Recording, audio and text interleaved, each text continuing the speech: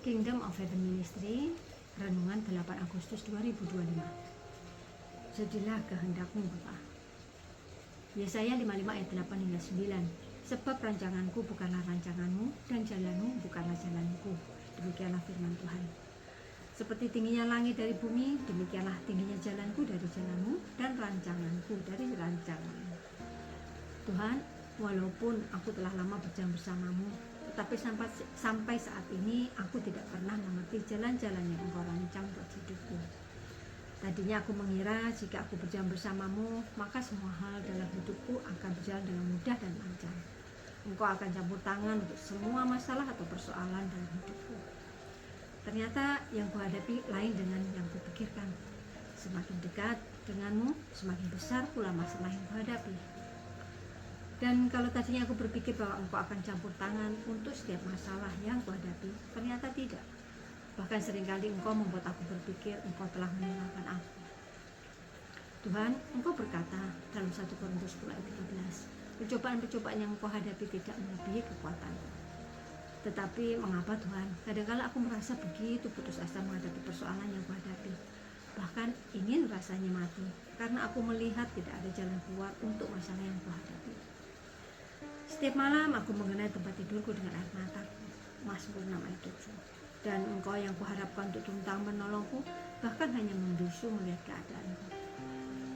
Kemudian tanpa ada pemberitahuan atau tanda-tanda darimu, Engkau muncul dan membawaku ke dalam kemenangan. Tuhan, aku mengerti Engkau ingin mendewasakan aku.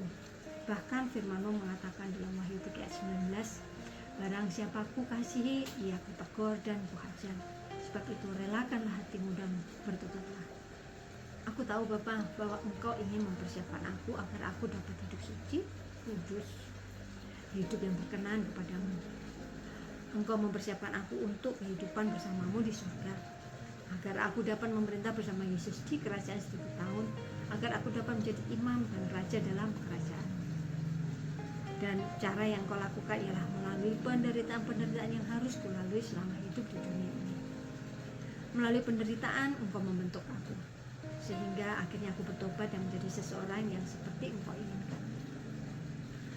Bapa, aku ingin berkata seperti Yesus, kalau boleh biarkanlah cawan penderitaan ini lalu dariku, dari Matius 26 ayat 39. Tetapi Yesus, walaupun takut menghadapi penderitaan yang ia hadapi, ia juga berkata, jadilah kehendakmu Bapa. Matius 26 ayat 39. Maka ia maju sedikit lalu sujud dan berdoa, katanya, ya Bapakku, jikalau sekiranya mungkin, biarlah cawan ini lalu daripadaku. Tetapi janganlah seperti yang ku kehendaki, melainkan seperti yang Engkau kehendaki. Roh Kudus, ajar aku agar dapat menjadi seperti Yesus yang mau taat sampai mati untuk melaksanakan kehendak Bapa.